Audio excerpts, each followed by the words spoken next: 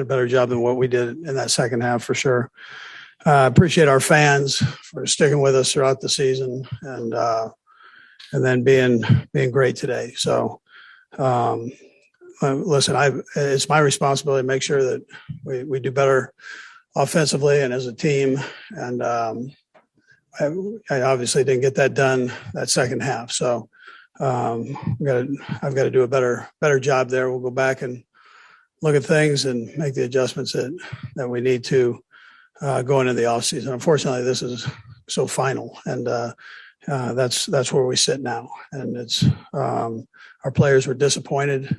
Obviously, they put a lot of time and effort into this, putting themselves in this position for a championship game. I'm proud of them for that and the way they battled through some of the problems that we had early in the season. So we, again, very appreciative of the guys.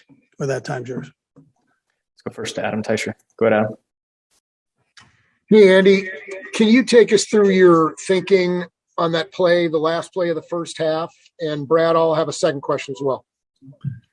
Yeah, so I was hoping we could get the ball in the end zone. I probably gave him the wrong play, first of all. So to start with, I could have given him something better than that, where the play was open in the end zone, and then we wouldn't have to go through that. But it's I'll take responsibility for that one out. All right.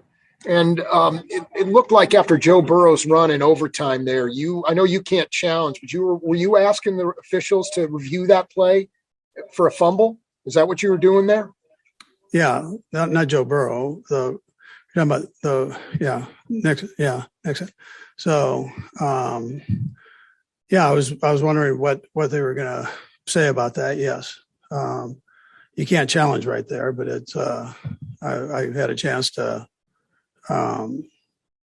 talk to him, and they said he gave himself up. So let's go next to Herbie Teope. Go ahead, Herbie.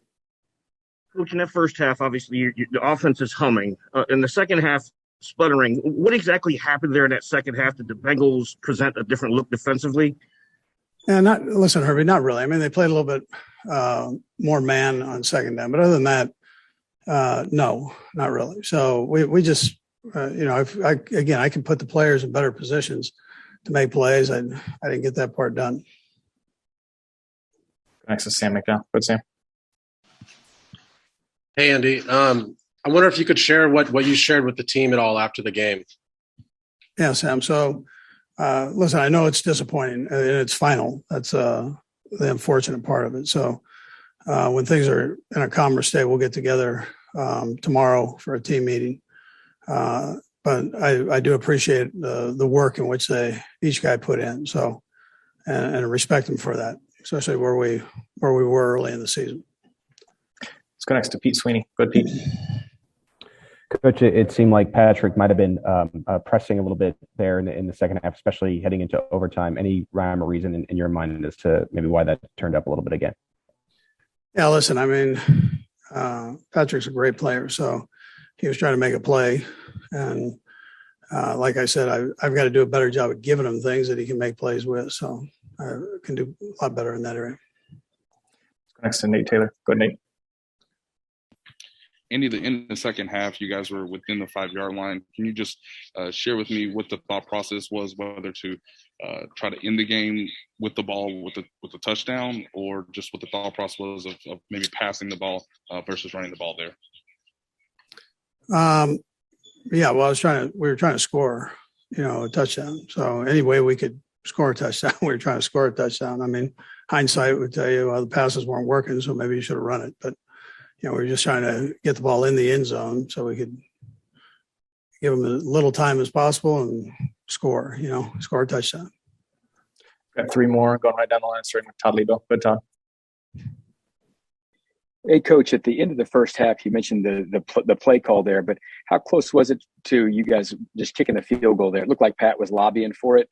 Were you 50-50? Yeah, we had enough time we had enough time for another play, but I've got to get one that's open in the end zone. So, yeah. Let's go next to Todd Palmer. Go ahead, Todd. I'm just curious about the pass rush and Joe Burrow. The Titans got 9 sacks. Chris Jones had Burrow dead to rights, but did you feel like you guys had more of an opportunity to get after him this game? And what role do you think that played in the final outcome? Yeah, so we did have opportunities. He got out of those, and again, that happens. But they were holding extra people in too, as you saw, for protection purposes. We'll go last to Matt Derrick. But Matt. Hey, Coach, there's been some statistics that kind of correlate that when Patrick is moving around a lot, that sometimes that's when he gets away from his best games. Is there anything in the moment in the second half that, where you can talk to Patrick, or anything that you see where he gets mobile like that and to try and change things up a little bit? Yeah, listen, Matt, like I said, I could have given him other things to work with and better things. So I didn't. He was trying to move around like he does and make plays. He did, that you never have to worry about that part. So, but I could have given him better plays to work with. Coach, we appreciate the time.